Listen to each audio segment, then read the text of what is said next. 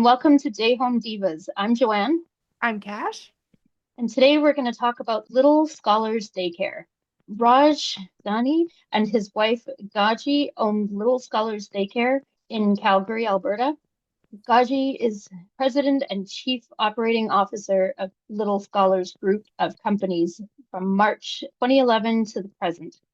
Little Scholars is self-proclaimed the top-rated daycare and preschool in Calgary. August 2024, the province of Alberta revoked the license of Little Scholars Daycare Incorporated, Little Scholars Greenview, Little Scholars Daycare ECS Limited due to safety concerns described as imminent danger and ongoing concerns and increased risk to children in the programs. The three facilities were shut down unexpectedly, leaving parents looking for answers on what caused the closure and why preschool program was still approved to go ahead at one of the locations that fall. The Ministry of Jobs, Economy and Trade, which oversees childcare in the province, wouldn't release a list of non-compliance concerns, citing the daycare's decision to appeal. However, recent inspections on the province's childcare lookup tool revealed issues related to use of physical restraint, confinement, or isolation, a lack of child supervision, and staffing to child ratios. The daycares were initially placed on probationary license due to non-compliance. After monitoring the programs, the province canceled their license. Dunny said he planned to appeal the closures and believes he and his staff were unfairly targeted due to their cultural background. He said, "We have a history of past 13 years, not a single child was hurt. It's safe for kids here." The closure comes as a shock to parents who went to drop off their kids at daycare only to learn it was closed permanently. The parents were given a list of optional childcare by the province, which included daycares in Lethbridge and Edmonton.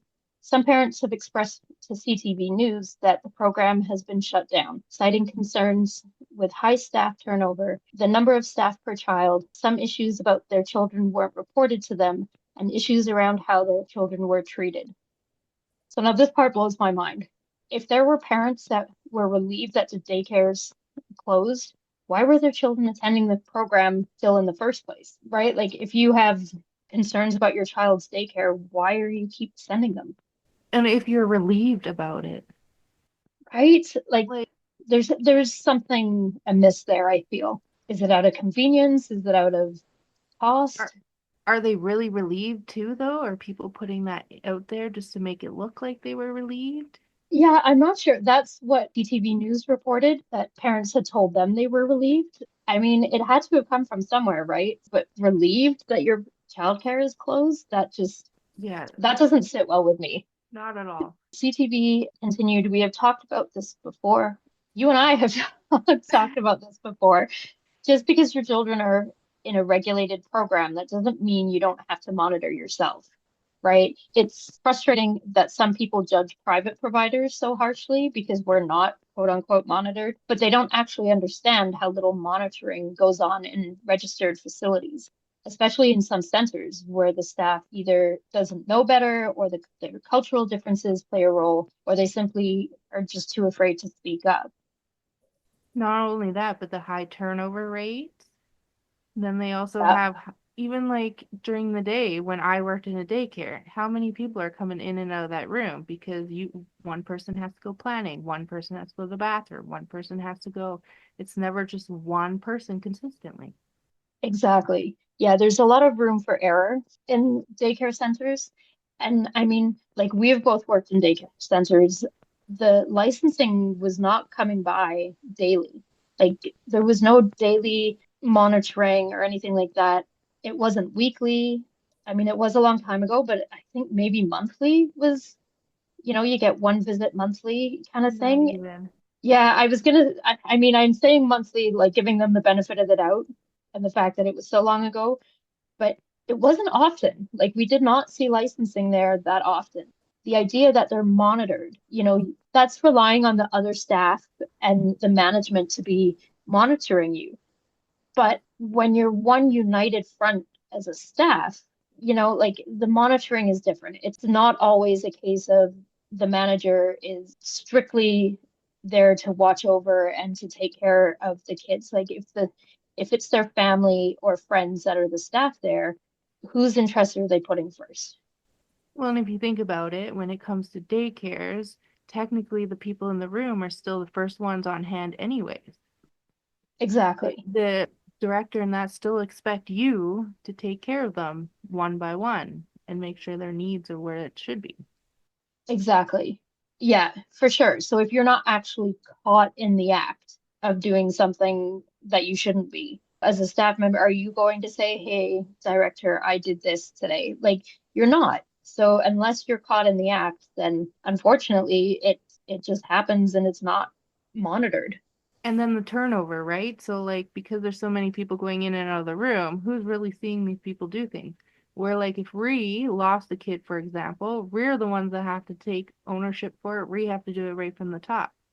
Where, yes, Exactly. the director would get it first, the flack for it first, and then goes down. But at the end of the day, that person still has 10 people there. Yeah, We have only ourselves. exactly. I think it was Sophia that brought it up.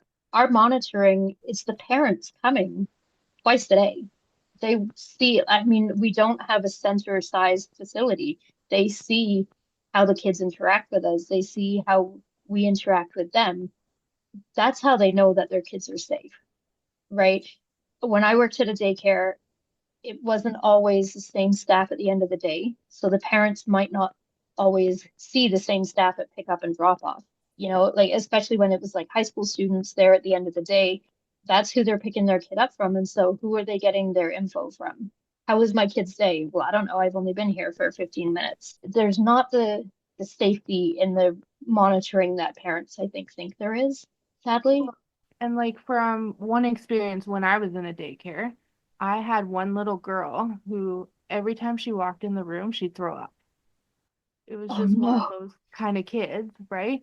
But Yeah. her mom would never drop her off with anybody else but me. She would wait till I come on shift in order to Oh drop her. no. So even being in a daycare, parents will still have their favorite people that they would like. Yeah.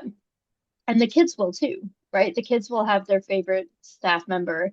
When they say, "Well, I don't want to be with this person, I want to be with this person." Parents have to look into that. Why? Like, it's totally fine to have your favorite staff member, of course. Like, everyone has their favorite teacher, their favorite boss, whatever. But it's a difference if they're nervous or afraid to be with another staff versus this one's just my favorite. So it's definitely the parents have to play a really active role in monitoring their child's care. I had one kid, she didn't speak any English and she screamed all day.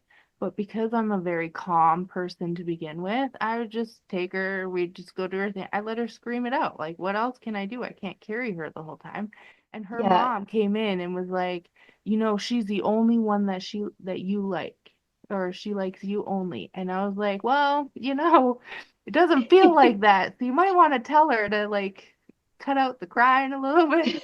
But I was like, that's the whole thing is like people don't see it as they just see daycare. And then Yeah. like you said at the end of the day when the parents come and pick up, it's like, so how is my kid today? And it's like, I don't know. Like Yeah. I work that shift, right? And I'd be like, I can't tell you. You'd have to ask tomorrow because I don't have Yeah. them. And then also at the end of the day, a lot of times like one teacher will go home and then their kids will go into a different room with the other teachers. And so we had no idea. We had no idea what their day was, even though if we'd been there all day, I wasn't your child's teacher that day.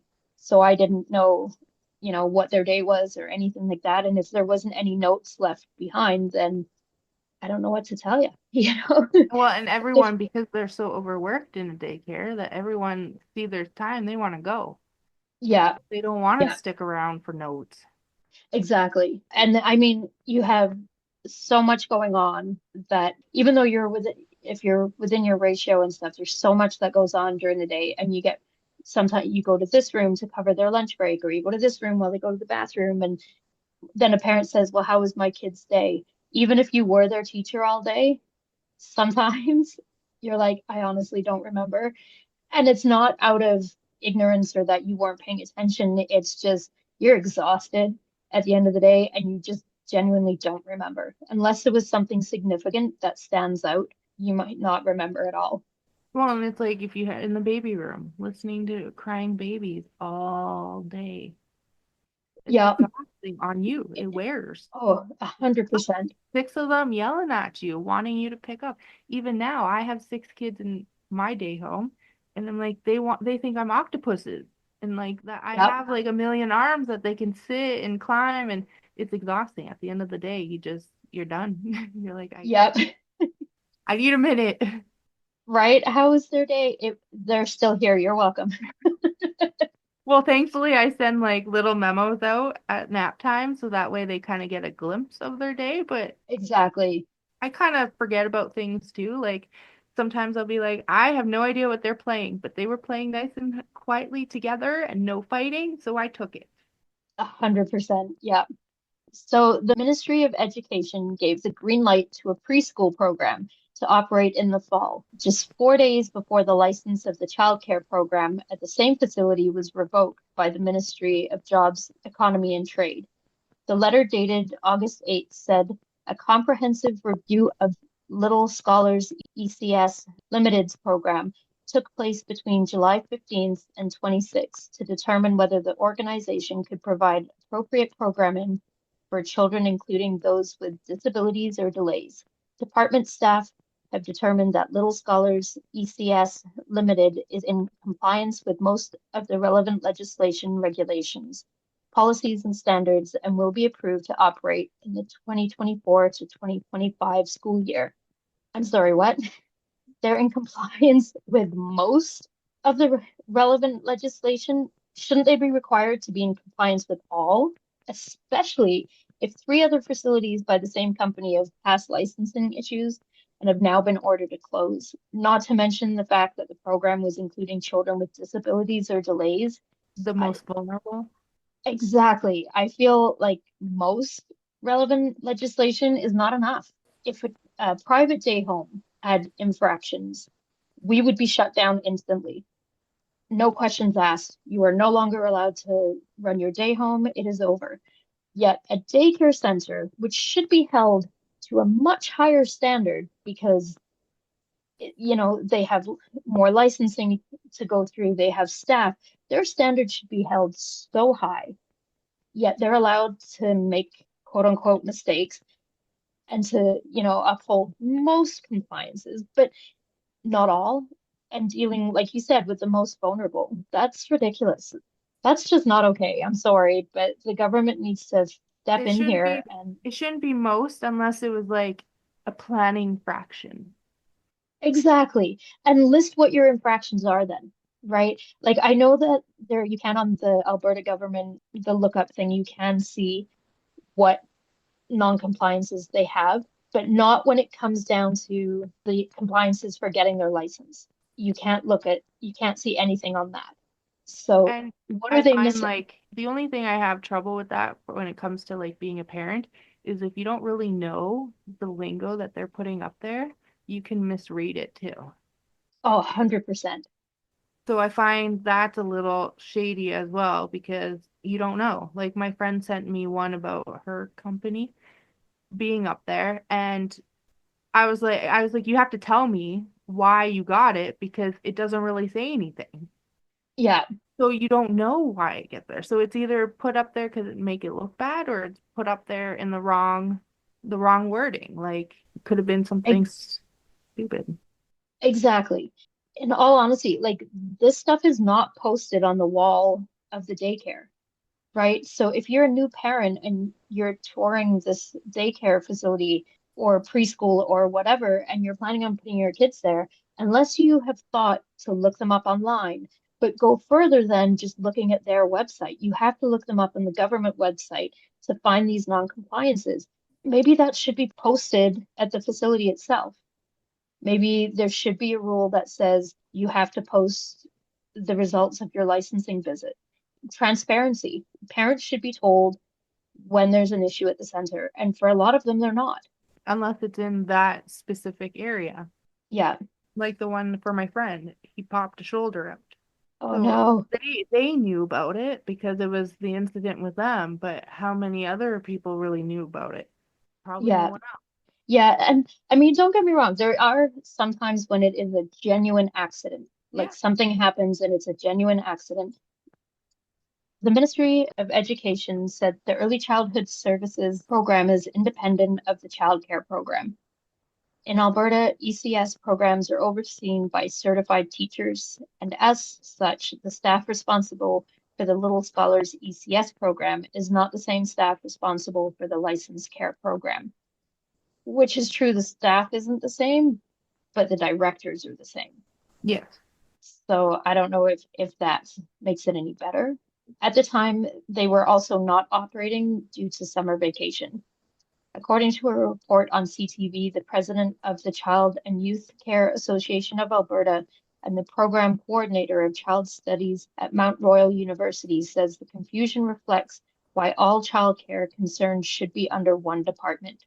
She also said, given the programs were already under probationary status, the closure suggests there was a larger issue at the centers, which I completely agree. The way the system is set up at the moment leaves too much room for error.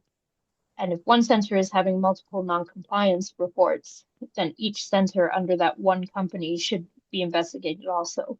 That just seems to be common sense to me. Not saying that if one center having issues that the others will definitely be having issues, but shouldn't we be checking anyway? Shouldn't we be doing more of an investigation into them if, if they're run by the same management? Then I feel like at least it wouldn't hurt. Take too much care. That's fine. Too Use much is better than none. exactly, especially when we're talking about children and, like you said, the vulnerable.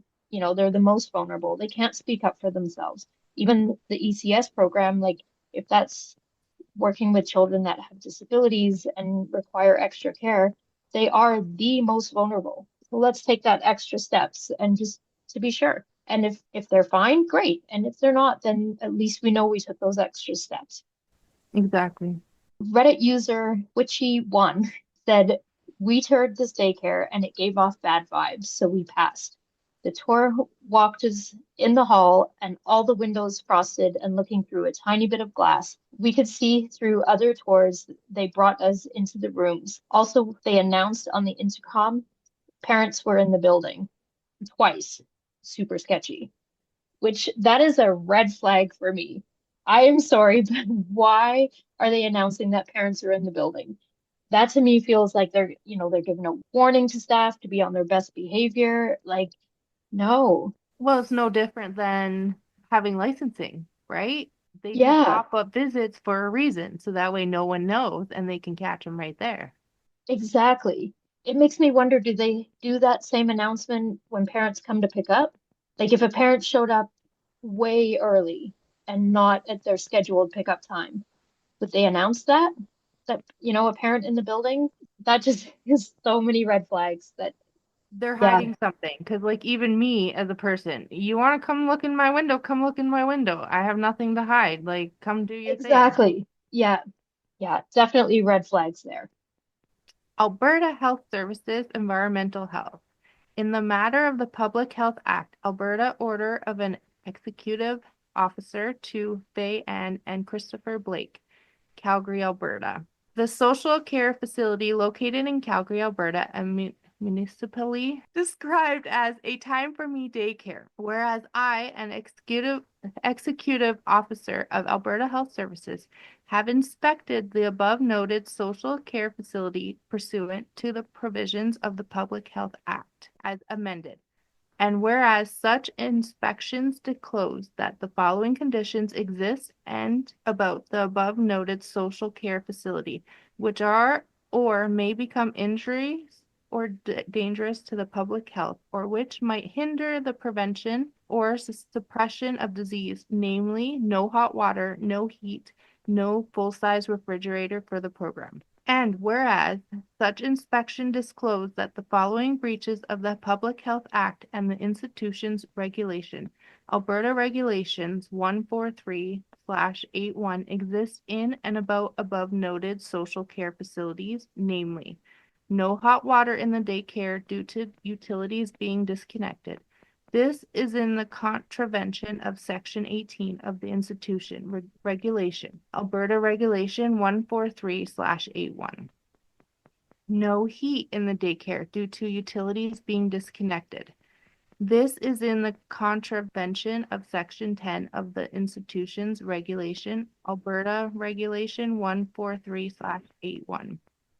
No full-size refrigerator for the program. This in contravention of Section 28 of the institution's regulation, Alberta Regulations 143/81.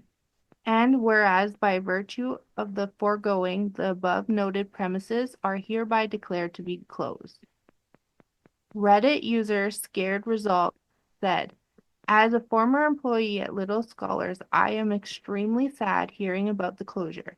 The staff at the Little Scholars are all amazing, hardworking ladies who would do anything to make the needs of the children were being met.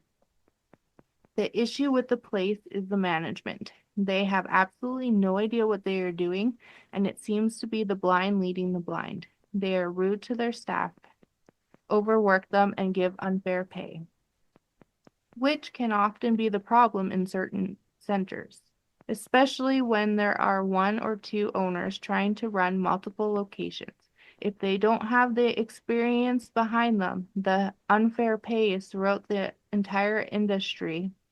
And sadly, with the new flat fee program that's being put in place, this will only get worse.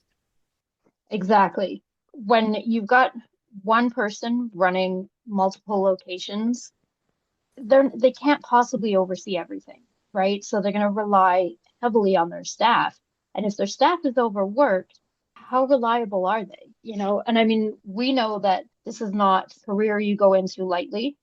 You have to prepare that you are going to be overworked. Like we work 10 hours a day, 5 days a week, but you have to know that going into it, and you have to know how to take care of yourself so that every day you start off fresh and happy. And even though you're overworked, the kids don't know it. Yeah. And if you've got one person running multiple centers, how closely are they able to take care of their staff? And quite frankly, how much do they care? Is the money more important than the well-being of their staff and the kids in their care? Which in this case definitely seem to be the facts, right?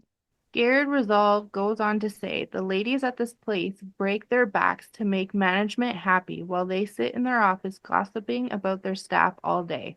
I personally, as a staff member, felt bullied and disrespected multiple times to the point that I wanted to quit. The communication between staff and management was just not there. To speak a little on licensing, in my opinion, yes, they did target this daycare. One of the reasons I say that is because when they came to shut us down, many of the staff were, of course, sad and crying as they might not see their students again. And the licensing officers were smiling, laughing, and mocking the staff. I can say that management was working to resolve all the issues, but licensing was never happy with them or the classroom staff. Like I said, the ladies in the classrooms would go above and beyond to make sure the children were happy, but nothing we would do was enough. Licensing would always purposely try to pick and find a problem. They caused so much unnecessary stress to all of the staff, leaving us constantly feeling uneasy and like we were always doing something wrong. Nothing would please them. I am so sad to have lost my position at work, and I'm going to miss all the children very deeply. The thing though with licensing, I find, even with accreditation, they look like soldiers. They come in and they're like strong. They have to be strong like that. Oh, Like 100%. I don't see them be they could be. Everyone has a bad apple. So it could be they could have had a bad apple, but I don't see licensing being like that. Yeah, and as much as I might sympathize with them for, of course, they're going to miss their kids that they take care of, it absolutely is unprofessional if the licensing officers were smiling and laughing at them. However, they're not there to make your job easy. They are there to say, hey, this is what needs to be done. You're not doing this. They're there to, like you said, be soldiers and make sure things are run properly. They are not there to make sure your feelings aren't hurt. They are not there to make sure that you're doing okay. within yourself. They are there to make sure that you are doing your job and taking care of those kids properly. They're there for the kids. They're not there for you. Yeah. And so if your feelings got hurt, it's unfortunate. Like I said, if they were laughing behind your back, whatever, like that's not okay. That's unprofessional. But they're there to make sure the kids are safe. That's their job. They're not there to make sure they do it nicely. They're not there to make sure they protect your feelings while doing it. They're there to make sure the kids are safe. And clearly, the kids weren't safe. Like I'm sorry, but they weren't. So licensing in this case, they did the right thing. They did their job. They shut it down. Well, and that's the thing is too, is like, yeah, okay, should they be doing that as professionals? Absolutely not. But you as a professional should just be disregarding it, showing the children that that stuff doesn't bother you as well. Exactly. Lead by Like example. modeling it. Yeah. So I mean, you've got to be, have like thick skin, right? I know that throughout my day, the amount of times the kids say something to me that if I was, didn't have thick skin, it could hurt my feelings. They're kids. They're not trying to be mean. Like, I had so, one kid tell me, he's like, you look like my mom, but big. And I was like, I don't know if I should take that as a compliment or an insult, but we'll just keep going with our day. right?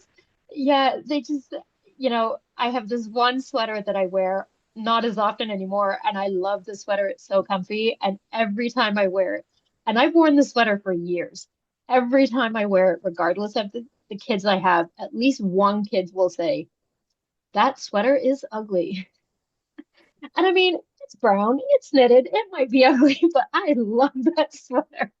Or like lately, I've been getting called grandma and all these Oh things. no. And it's just like, it is what it is. Like, Right? You've got to have thick skin. And like I said, lead by example. If you break down or get upset because someone laughs at you, you're not teaching the kids very well, right? Like, I don't know, thicker skin, man. yeah, You we work with we need it. kids. Okay, so another former employee left a Google review saying, first, all the five-star reviews you see are all fake. Second, I have been following this news since 2 days now, and I would like to thank all the parents for staff appreciation. I have met the most hardworking and kind caregivers while working there, which is why I feel bad that so many good and hardworking people are jobless now. However, the management is extremely poor and fishy. Staff was bullied, harassed, and threatened as much as that staff's personal phones were checked, which is a clear violation of personal rights. Also, the staff was underpaid and overworked, so much that I myself had to go to therapy, and my experiences were described as traumatic, where my personal boundaries were not respected. Also, staff's personal details were discussed and mocked. If someone decides to leave the workplace, false stories were spread against them, and the management would try their best to find someone's new workplace and give them bad reviews and tried to keep people out of jobs always. Expecting women were asked to leave before their maternity. I had to resign without a new job or EI. The racist and biased card is all BS. Victim card. These people did not care about community and kids but their pockets. The lady Sachi, I feel she was speaking from no experience. I assume she has never worked in a daycare setting. Gargi, Raj, and supervisor Sabdeep were so rude and demoralizing towards staff. They have no moral compass. This workplace was operating like a mafia, and they thought they were above the system. I am not sure if the message is ever going to fall on the right hands, but I believe the ordeal and harassment the staff went through is also a matter of investigation. Please, parents, do your research before registering your kids and listen to your kids. There are still great programs operating in the city. Good luck to the staff and all the families affected. Wish you luck. Shout out to licensing. Stay safe, all. You know, the fact that former staff members are speaking out against the owners and managers says so much, right? Daycare staff can only do so much. Many put their own money and supplies into their room because they care so much for the children that they care for. However, when it comes to keeping those children safe, they had a responsibility to staff to report to licensing anything that was putting those children at risk. That's awful that the management would treat the staff that way, to be belittled and have your and end up going to therapy because of how management treated you at your work. That's awful, It is, especially therapy. Like that is, right? Like I couldn't imagine being in such a toxic workplace all day long. It's heartbreaking, really. Like, the staff are trying their best to take care of these children, and now they're getting belittled and threatened and bullied by their management. I agree with the staff member. Like, that should be being looked into as well. well, and I feel like sometimes the daycares are all about the planning and all that too, right? Like Yeah, it's not literally, so they're not they can't hold up to the whole world as a whole. yeah, So they get ex mad and they get frustrated. But then again, like I've had also a CEO come to me and tell me that why did I paint the paper blue? And I was like, because the sky is blue and we're doing a sky project. And she turned around and told me, no, the sky should be whatever color the kid wants it to be. And I'm like, but then how are we teaching the kids to be realistic? yeah, So yeah, okay, the sky could be pink or a little bit of purple, but what color is the sky really when you look at it? exactly. Like, be a little realistic. Yeah. I mean, I'm all about, like freedom of expression and art and all that. And absolutely, there is a time when kids can make the sky whatever color they want. Absolutely. But when you're teaching things such as, the sky is blue or the grass is green, as a teacher, if we teach them false information, are we doing our jobs? Coloring the sky whatever color you want in a picture, by all means, but still knowing that the sky is blue, Right. right? Or Like, like, it turns pink because of the way the sun is hitting the sky. Like, don't just be like, oh, well, if they want a purple sky, let them have a purple. Be realistic. Like, yeah. So these daycares closed down due to issues related to the use of physical restraint, confinement, or isolation, a lack of child supervision, and staffing to child ratios. So who was doing the physical restraint and confinement or isolation? Was it the staff members or the management? That should be made clear. We want to know, because if it's a staff member, it's really one staff member in each of your three centers. That seems more than a coincidence, right? Absolutely, you can get a bad apple as a staff member for sure. They're out there, obviously, in every job they are. But to have one in each of your three centers, that seems suspicious. especially three. It's not like it's just one. Exactly. So families received a letter from the owners on August 27th, which committed to a refund for remaining fees. It stated, please rest assured that we need to verify your child's grant and subsidy grant. Once we receive confirmation from the government, which we expect to be by approximately September 10th, we will issue a refund for the remaining fees, the letter read. However, 6 weeks later, after the closures, nearly a dozen parents and caregivers told CTV News that they were still waiting on refunds, ranging from a couple of hundred to thousands of dollars. As far as I have found researching this, there are still parents waiting all these months later for their refunds, which at this point, I'm guessing they're going to have to, kiss that refund goodbye, sadly, or take up some legal action. I mean, that would be my best bet. So now the Little Scholars Daycare ECS Limited has a new name, which is Beacon Heights ECS, which according to their webpage is located at 625 42nd Avenue Northeast. The email address they have listed is rs@littlesscholarsdc.com. I mean, they couldn't even change their email address, you know. The first two letters are probably their names. Exactly. Oh my goodness. However, the webpage doesn't give you any information on how to enroll or even if you can enroll. In fact, you have to be very careful searching the school at all, as beaconheightsschool.com takes you to a warning page saying your computer isn't secure. Then it automatically downloads something. I have no idea what that something was because I deleted the file without opening it. It's really suspicious for an ECS program. Former parents of little scholars have been actively warning potential clients on Facebook. I'm curious how they would get a new license, right? If the previous ones was revoked, I can only assume they would open under a different name, possibly like a relative's name or whatever. But then why still have the same email address? Uh, I'm I'm gonna chalk that up to stupidity. You know, I mean, they did not think that through, I guess. Yeah. I mean, I have so many email addresses myself because every time I have a new idea, I seem to bring up a new email address. But like, it's not hard to get a new email address, right? So if it's a Exactly. simple oversight, Why would they put it together with a new company name with their old email? right? I mean, when you create a website, you get here's your new email address, right? Just use that. Like, yeah, it's not that difficult, but I don't know. Really, it is. Yeah.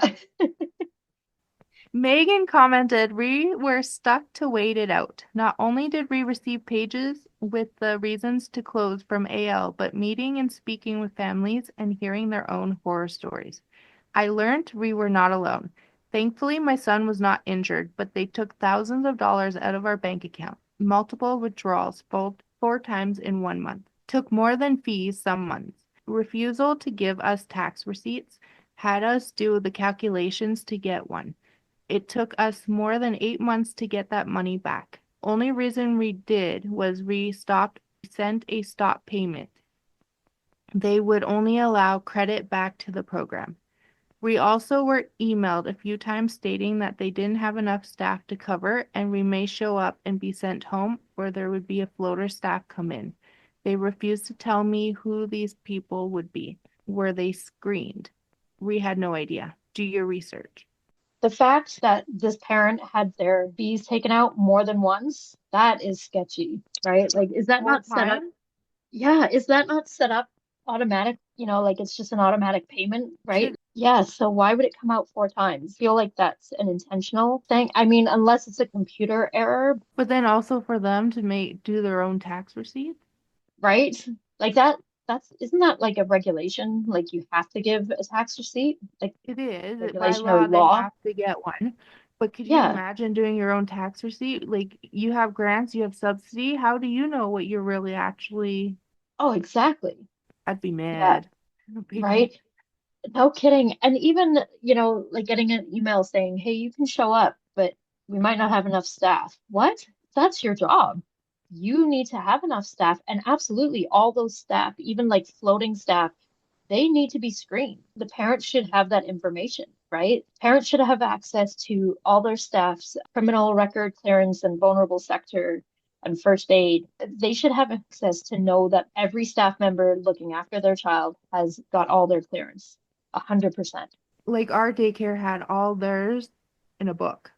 Yeah. All their staff had like a little page in a book, and it had all our criminal record check, our health care, our first aid. It had it all in a book. So if anyone, even licensing, wanted to come and see it, it just popped out this book and it was all right in there.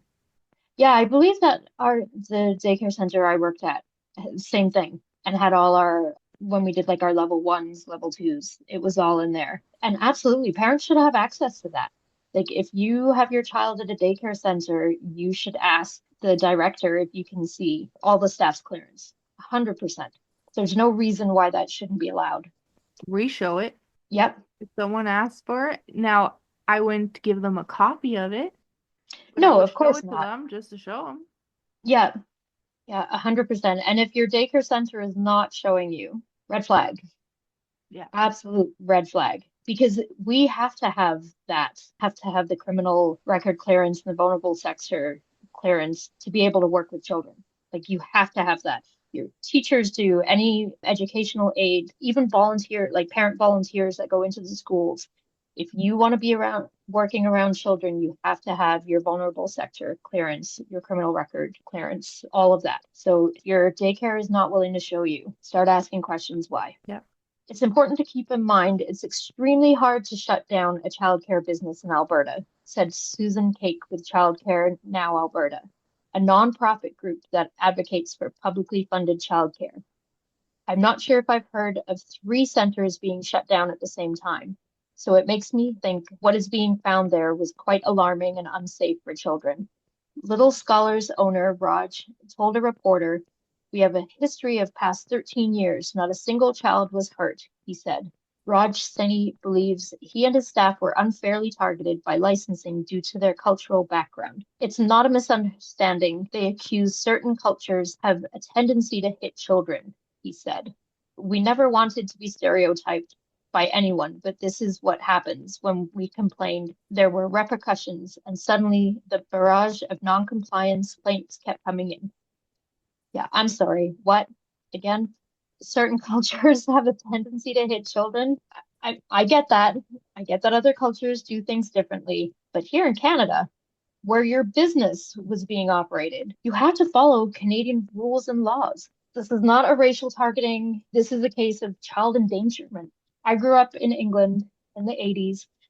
I remember my teacher using the ruler on me and other students. I was not super well behaved, so I recall getting it quite often, but it's not that time anymore. Things have changed. We have, as a society, learned better. And also, This is it's not your child. So for like exactly, today's day and age, if it was your child, maybe it'd be different because it's a cultural thing. But when you're doing it on someone else's child who's yeah, not in your culture, you're going yeah, to scar them. exactly. Parents still spanked their kids when I was little, but it was a different time. That type of practice has not been accepted here for decades. And quite frankly, if you want to own a business in childcare, you should know that. You should not be able to open a business in childcare without understanding of our rules and laws. Like he said, it was different to spank your own kid. I don't think it's ever been acceptable to spank or, hit anyone else's kid ever. Not only that, but it would fall under licensing. It would be in the licensing book that you are not allowed to hit a child. Exactly. If you're not sure about those differences, like those cultural differences and rules, and you're not able to read the licensing book, why are you getting a license? Why is our government just overlooking this? This is not, let me be clear, this is not an attack on cultural differences at all. We embrace them. We understand that every culture has their own practices. We are not talking about operating a child center in those different cultures. We are talking about operating a child care center in Canada where that is not accepted. That's not allowed. It is not part of our rules and laws here. So it's not an attack, it's not a racist thing, it's not racial targeting by any means. It is follow our rules and laws. It's We're even talking like, about for kids. example, um, some of the cultures that they're just very loud and they talk like they're mad and they're not. It's just a cultural thing where they came. I've seen them also by licensing have been told that they have to take their voice down a little bit and talk a little differently to children. And it's just because of where we are, where it's not the same. 100%. Being English, I definitely raise my voice when I'm excited, and I have to be really careful that it doesn't, that I change the tone of my voice and make sure my tone does not sound angry when I'm speaking to the kids, especially when we're playing and everyone's excited and stuff. And this is England versus Canada. Very minor, minor differences in culture, right? So I'm aware of that. I'm aware that certain words that I say are more than accepted in England, not so much here. Even things like saying, like in England, we'll say that made me cross, which means that made me mad. Yeah. Well, I'm not going to say that to the kids here because they're going to have, for one, they're going to have no clue what I'm saying. And for two, that could be taken in different ways, right? So I've made sure to alter some of the words to make sure that the kids, A, understand them, and B, that parents don't misinterpret what I'm saying. And like I said, minor cultural differences. When we're talking huge cultural differences, you have a responsibility if you're choosing to work with children to make sure you understand the culture of the society you're working within and make sure that you understand that you're what is accepted in your culture may not be accepted here. Yeah, you came here, so it's no different than us going there and opening a business over there. Exactly. Yeah, 100%. Okay, so according to LinkedIn, which is where you post your professional experience, like a resume type thing. So Raj Sani, Chief Executive Officer of Little Scholars Group of Companies, September 2019 to present, 5 years, 7 months. His education listed is, oh, let me attempt this, Shivaji University, bachelor's degree in mechanical engineering. I'm not saying you have to have a bachelor's degree in education or anything to work with kids, by no means, but it's a lot different, mechanical engineering, to working with kids. If you think about it, to be a director, you have to be a level 3. Exactly. So why can't some of these people that are opening daycares have some sort of background in it? Exactly. Like I have a background in healthcare.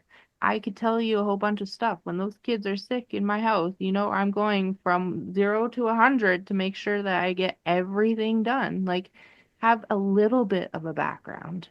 Exactly.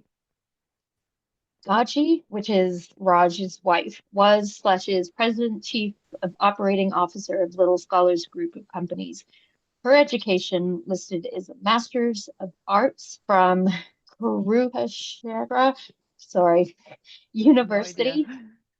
So there again, Masters of Arts, nothing to do with childcare. Sanjabin Sheikh, Food Service Supervisor, Little Scholars Daycare, full time. Her education listed is University of Mumbai, high school diploma, business commerce, general FS1, so food safety training. .ca issued December of 2023 and expires December 2028. So at least like she was working, I'm guessing, like in the kitchen, like doing all the food prep and stuff like that. And it looks like she at least has her food safety training. Well, and technically she has business training. Yeah, So she would know a little bit more about running a business. exactly. Yeah. And Mamta Kura, owner of Little Scholars Daycare. However, she is listed in Farmington, Michigan, United States, and she doesn't have any education listed. So I'm not sure exactly how she's owning the daycares here in Alberta when she lives in Michigan, but I mean, I'm sorry, but it just seems like it's not meeting the guidelines of what's required for owning and operating a daycare. As far as I could tell, I couldn't actually find a staff member posted online with a level 3. I know that for licensing, they are required to have one, so I'm guessing at some point they did. And whether they're just not listed on online, totally could be a thing. But how is that overlooked? Yeah, because like you're supposed to have X amount of level ones to X amount of level twos or threes and vice versa. And if they have a Exactly. before and after school program, it has to have one level 3 in that room with them. So Yeah. it all mingles somehow. So yeah, Yeah. how do they not have There's any? there's definitely some oversight, I feel, here on the government's part. There are two other owners listed. Both have no name or profile to click on. The daycares were strictly monitored and failed multiple inspections. They were put on probation, given second and third chances, and still were found non-compliant. And the government found situations where children were in imminent danger, so they closed them down. Now the owners cry racism despite repeated warnings and chances given. How are they allowed to open their childcare businesses in the first place, let alone multiple locations? Like, there just has to be more than money playing a factor in this. Who's approving these license to operate? Obviously, the owners and the operators of the daycare centers are in the wrong, but I think we also need to give some ownership of that to the government. You do better research on who you're allowing to open daycare centers. I mean, honestly, I've been doing a lot of research on these daycare centers that are having some of these non-compliance issues, and it's coming up the same every time. The owners and operators of these daycares are coming from overseas without any childcare experience. But as long as you have the money to open a center, that seems to be all the government cares about, which I'm not okay with that. I think the government needs to be held accountable for this. Well, and I think that's part of the issue is that they're just allowing anybody to open it. Yeah, They're not actually being like, you have to have at least this, this, and this. yeah. Where is there, if we're having staff members and day home operators, we have our police clearance and vulnerable sector checks and all that, where are the licensed operator or the owners? Where are their checks? Why is the government not vetting these people more strictly? Like, I'm sorry, but you're letting them open childcare centers. It's not just any business. You're letting them look after children. There needs to be more. And I mean, there is daycare centers popping up every week in this community or that community. They are popping up everywhere. Who is looking into the people Or opening like them? make them take a course, a crash course. If they want to open a business and they have no experience in childcare, take a course. Give them the Yeah, lowdown on licensing and all that stuff. Give it to them so they know, and then they can be like, oh shit. exactly. I feel like for some people that maybe it's just a great way to make money. You Yeah. know, a booming business, everybody needs childcare. Let's open daycare centers, but you have no idea what you're getting into. I almost feel that having a level three might not be enough.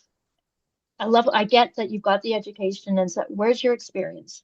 A level three, like, because they get one family member to get their level three, and then bam, they've got a director. But do they have any experience? If you don't have business experience and you don't have childcare experience, why are you opening a daycare center in the first place? Yep, for sure. Little Scholars was not the only facility ordered to close in 2024. July 31st, 2024, Morning Glory Daycare and OSC. As a result of number of non-compliances, the daycare and out-of-school program was placed on a probationary license, which expired July 31st of 2024. Since the probationary license was issued, Jobs, Economy, and Trade has worked with the program through enhanced monitoring to support them in returning to compliance. Despite increased support, the child care program was unable to return to compliance and therefore been ordered to cease operation. This will impact 35 children and 40 total child care spaces. October 9, 2024, Willow Brae Academy West Point Center. As a result of a number of non-compliances involving unsupervised children, Willow Brae Academy West Point Center, a child care program in Edmonton, was suspended and placed on a probationary license with a term that expired on October 9th. Since the probationary license was issued, child care licensing has worked with the program through enhanced monitoring to support them in returning to compliance. October 10, 2024, Waverly Daycare. As a result of a number of non-compliance, Waverly Daycare in Edmonton was placed on probationary license with the term to expire October 31st. Since the probationary license was issued, child care licensing has worked with the program through enhanced monitoring to support them in returning to compliance. Due to ongoing concerns and increased risk, child care licensing determined that there was an imminent danger to the health and safety and well-being of children attending the program, resulting in Waverly Daycare probationary license being canceled early. The closure of this program will affect 54 children and 56 childcare spaces. On October 3rd, child guidance practices that were not reasonable in the circumstances. On October 3rd and 9th, medication was not locked as required.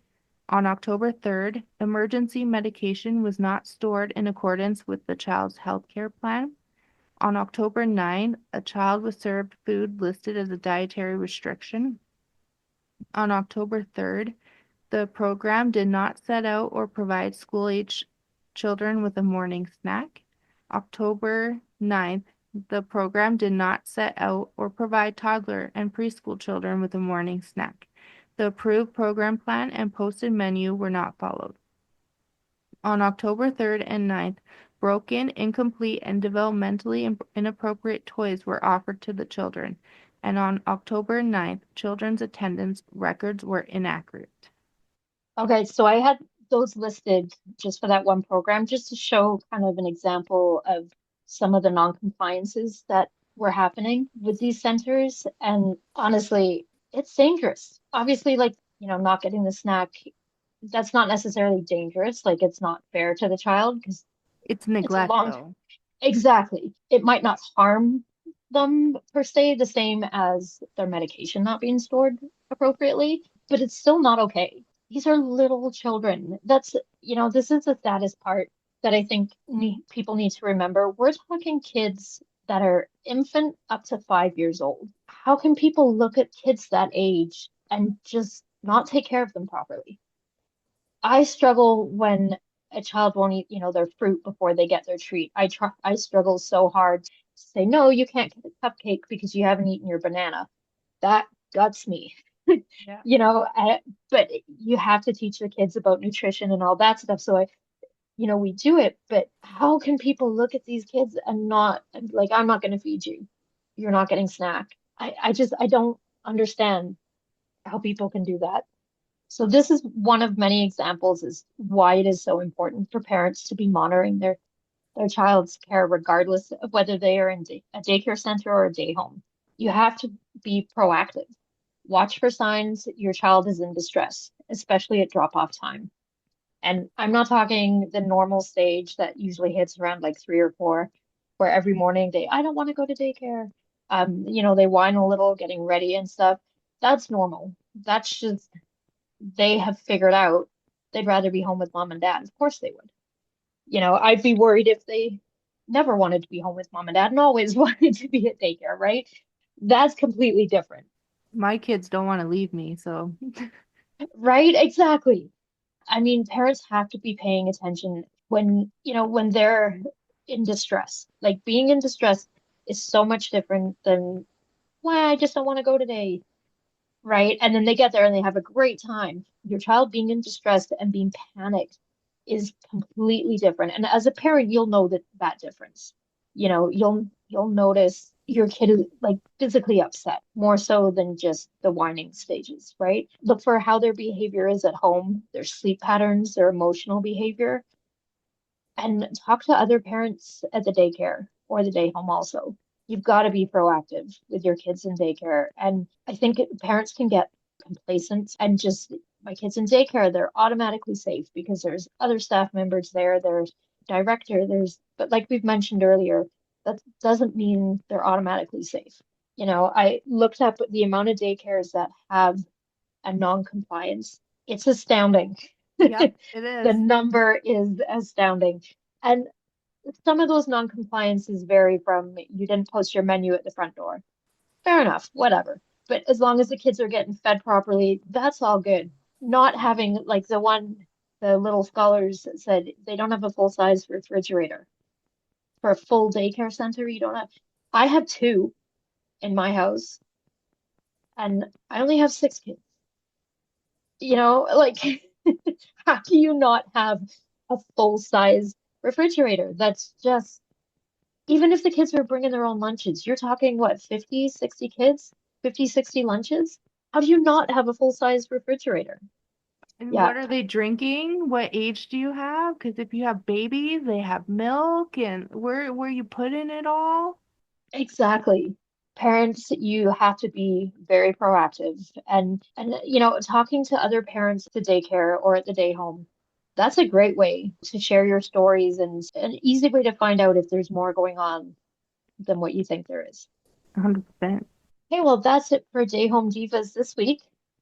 Don't forget to follow us on Instagram at Dayhome Divas, on TikTok at dayhome.divas, and join our Facebook group, Dayhome Divas.